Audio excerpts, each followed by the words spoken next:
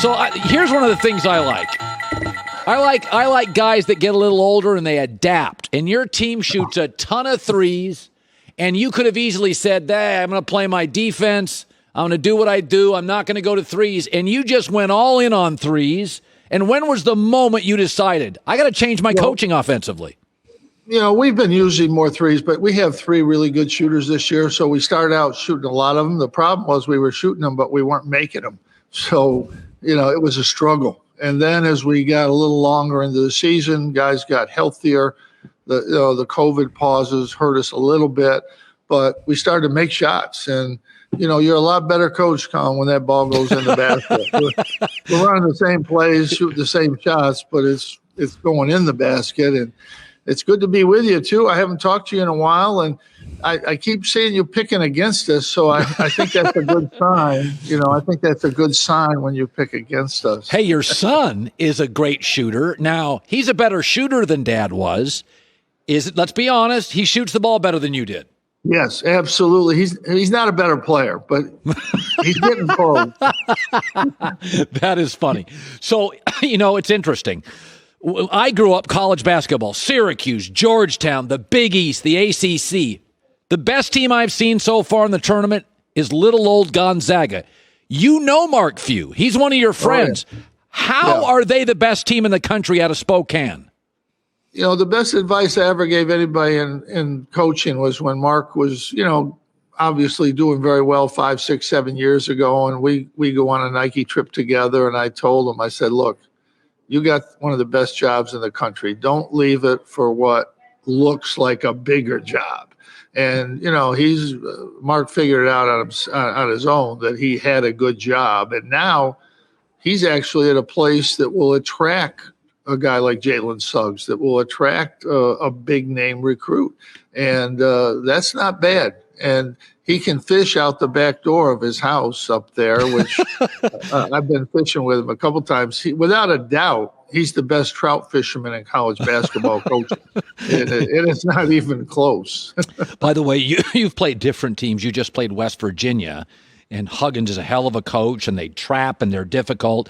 So you're having to play different styles. This is an interesting year where Gonzaga looks like the best offensive team. Baylor's a good defensive team. Everybody else, to me, Jim, looks close. I can't pick the games this year. To me, I've never seen a year where it's more smushed together. It's better for the fans because anything can happen. Now Oregon State has proven that, or Roberts, us to some extent. I think there's a little bit of a big separation between Gonzaga and then Baylor, probably close to them. But I think really when you watch right now, I think Michigan's still pretty good. If they had the kid that's out, Livers, I think they'd be right in that conversation. But they're still very good because the kid transfer from our league, Wake Forest, Brown, is really good. So I like them. But the team that's impressed me the most in the tournament is Loyola of Chicago. Yeah, they're tough, physical. I think Illinois was the best, second best, third best team coming into this tournament. And they didn't just beat Illinois.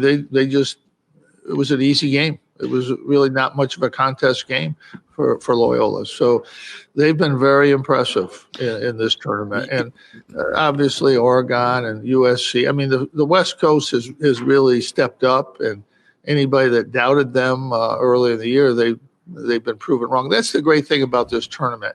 Sometimes when you're in a league and you're just beating up teams in your league, it doesn't necessarily mean your league's all that good. It just means that you got a lot of teams that are good and they're beating each other, but you have to wait until you get in this tournament, and then you see how leagues do. And the Pac-12 has obviously been the surprise league by far. It's not even close. So it's hard to evaluate. I've been evaluating players and teams my whole life, and I laugh a little bit when the evaluators out there are saying this league is so much better than this league, and you really can't tell until you get in the tournament and you play other teams. During the year, especially this year, you're just beating your own teams. Right. So that doesn't mean your league's that good. It just means you're good in your league. By the way, they'll face Houston, a team that doesn't have a huge brand but is very good. You are 45 years, no losing seasons. You've coached NBA players. You still have great energy. When will Jim Boeheim know, hey, it's time for somebody else, I'm done? When will you know? The car drive home, the epiphany, the moment. When will you know, hey, I've done it blank years, I'm done? I'm coaching until I can't win anymore. I've said that for 10 or 15 years. I remember my AD a long time ago, I was 60, said, well, you're going to get out pretty soon, aren't you? I mean, I think I was 58. And I said, well, no, I'm not really thinking about that. And I'm not thinking about it now. If we can win, I feel great. Do a little workout, a little Pilates has been good for me, a little swimming. But I'm going to coach. I mean, Warren Buffett still goes to work every day, doesn't he? Yeah. And he's, 90? All he does is talk to people. All I do is talk to people. That's all I do. I don't have to get out and dig any hole, ditches, or, run. I don't have to run up and down the court. So if I can keep winning, keep getting good players to come to Syracuse, I feel like I'll coach for a while. You still like? I really do. I got a minute left. Do you like recruiting still? Yeah, recruiting's not bad. You meet a lot of good people, and I haven't had.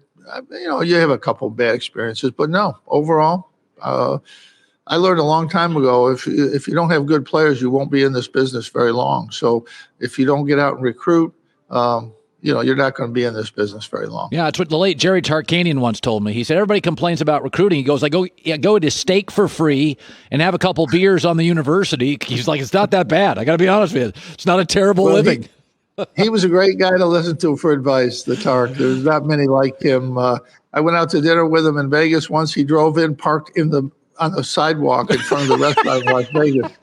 Left his car there, keys in the car, went inside, ate, whatever, left, said thank you to everybody, left, got in his car and drove home. And, he took a to-go order from a 5-star restaurant. Jim Boeheim, they play. That's funny. All right. When you get out to L.A., you could say hi once in a while, and would we take you to dinner and hang out with you a little bit? I'm not a bad guy to hang out with. So you're out here. I'm coming this summer. My sons want to work out there and get faster and stronger. So I'm coming out. When I'm out there, I'll definitely call you, and I'd be happy. I know you're not going to take me to dinner, but I'll take you to dinner. That's right. Syracuse and Houston Saturday. One of the good guys, Jim Boeheim. Jim, great seeing you, Coach. Thank you, Tom. Appreciate it. Hi, everybody. Thanks for watching. Subscribe here to get the latest from the show. Also, be sure to check out more of the best clips from The Herd or go watch a few segments from other shows on FS1.